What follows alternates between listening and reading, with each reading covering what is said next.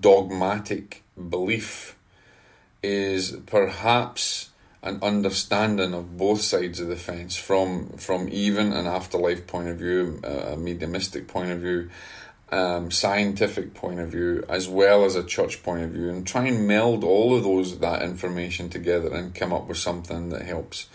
But unfortunately, you have this rigid structure within a system that totally goes against anything that remotely questions it. And it's very unfair to, as I said, previously, to point the fingers at anything in particular, especially something that has so much light behind it, and to say that that's evil. Now they'll use the arguments that the devil came as a being of light, etc., etc. And yeah, I can understand what they're saying, but it doesn't. It's not continual. It's not. It cannot sustain that light or that false light or to give that perception, so that we pick up that perception. Because we have an inherent warning system, and basically it could not hold that vibration long enough. So anything that's in a negative disposition in opposition to the light will have to show itself eventually. And that's another lack of understanding that we have within these issues. And so when you get to the point we have too many people then that want to be mediums, want to be healers, want to be, and they're driven by ego, and very, very, I'm going to say, not often actually, are they actually driven by a passion or by being called to service as a vocation. A great deal of this is material and egotistical not beliefs, I want to say, oh God, what's the word I'm looking for now? Well, whatever it is, but it's egotistical, and they're based around how they like to be adored and adulated and stuff.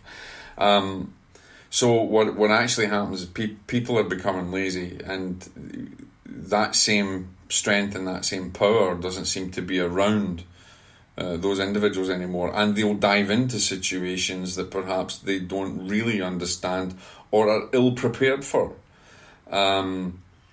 When someone who has been studying a healing modality and then goes to jump in and just try and heal someone without taking the precautions and understanding that energy can't be destroyed, it can merely be manipulated, and that they can pick up the traces of those energies. If we look from a parapsychological point of view, we look at a paranormal point of view, and you look at the cases of residual energy. We know that energy is never destroyed; it can still be there. We talk about stone tape theory, about things playing back again, like as if it was you're watching on a video recorder, that kind of thing. And whilst we get so caught up in the whole excitement of it, we tend to play Russian roulette with our soul, if you like. And so we do open ourselves up, and people don't take the right precautions, and they open themselves up to these possibilities. But it's very few and far between. And here's the other issue. A great deal of time, the Catholic Church, and even medical individuals, doctors, psychologists, etc., will claim that anything that is remotely weird within a situation, perhaps of a paranormal nature, or an emotional, psychological imbalance, they will tend to point the finger and say is demonic possession, instead of trying to find a balance and a basis that it may not be. Even people that who are psychologists that will claim that this particular thing, they've got to be possessed, they're out of character, etc., etc. That's not necessarily true, and this is why I think it does take an element of discernment from mediumistic faculties to be able to discern as well as medical discernment. and spiritual discernment to be able to maybe give a label to something or to say that there is a particular problem. It doesn't happen because everybody's out to try and do their thing or prove one person wrong or prove this person wrong or this belief system wrong. And there's elements of, like I said, in the Catholic Church, I'm not trying to prove them wrong in any way, because there's elements in where they're right, and there's a lot of knowledge, a lot of wisdom that we can learn from it, but it's not the be-all and end-all of it. And they shouldn't be out telling people that this practice is the cause of demonic possession. It is not the cause. It may be the catalyst. It is not the cause. For every cause, there has to be an effect. Okay, for every effect, there's a cause. And here's the problem is with the individuals and the ignorance and the lack of awareness, the lack of preparation, and the lack of real spiritual direction. That is where the issue lies. It is nothing to do with those modalities. It is nothing to do with, it's very similar to the Ouija board. It's nothing really to do with the Ouija board. It's to do with the people that use it. They create, their problems because we're creative beings. And because we're creative beings, we have the power of co-creation. God and or spirit, whatever you want to believe in, infinite wisdom has given us the power of co-creation. We can co-create anything, which means we can co-create good and bad. And we can be tricked. And so whilst I would say to people that, you have to take things with a grain of salt, there's a certain element of truth within what they're claiming, and there's a lot of ignorance in what they're claiming.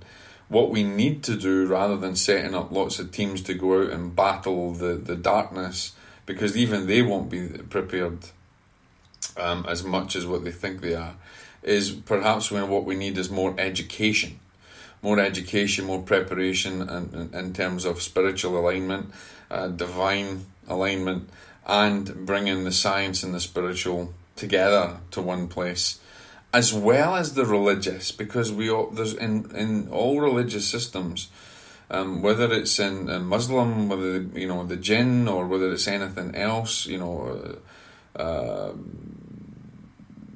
what do they call them in Native Americans? I'm not sure, but in like samurais, the Tengu, in Japan's Tengu. So every modality has a belief or a perception of malevolence, of something that is opposition to the light, and so it stands to reason that it is there. But burying our heads in the sand and saying it doesn't exist is quite foolhardy as well. And then going and learning all of these things, learning all of these, how to use all your spiritual faculties, and not really guarding them the way that you should, that's what causes the problem, not the actual modality in itself. So that is my thoughts on the bishop's statement, how it's actually foolhardy. If you've got any questions regarding this, please get back to me. You can contact me from my website, or certainly underneath any of the chat boxes or boxes underneath. I'd like to hear what you also think about it, and put your own case forward. But quite frankly, I do not think in any shape or form that we can point the fingers at any particular healing modality or any particular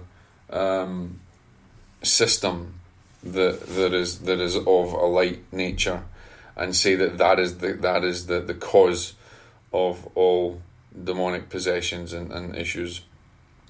It is not the actual modality. Again, I'll reiterate it. It is the people, the ignorance, the lack of preparation, and the lack of spiritual and divine growth within that soul or within that person. They cause their own issues, and even when somebody says, well, what about the person who gets affected? and they're not really that way orientated or inclined, there has to be an interaction. Okay, there has to be some form of interaction for anything of a malevolent force, or anything of a spiritual malevolence, a spirit trying to get to you, or anything. There has to be an interaction. It just does not happen under spiritual law. It just doesn't happen. You just don't walk into a place and get immediately possessed. There has to be an interaction, and the problem is that people can get tricked into that interaction, and that interaction is for another discussion, and it's something that I do want to talk about, because people interact when they don't know they're interacting, and that is another catalyst for things. So have a wonderful evening, guys, and get back to me with any questions, and this will be the first of many, and God bless. You've been listening to Deadly Departed with renowned evidential medium and author Jock Brokus. If you like what you've heard, make sure to pick up a copy of the Deadly Departed book. Don't forget to share the episodes and send in your questions to us about anything paranormal and the afterlife. Tune in next time to Deadly Departed, the do's, don'ts, and dangers of afterlife communication.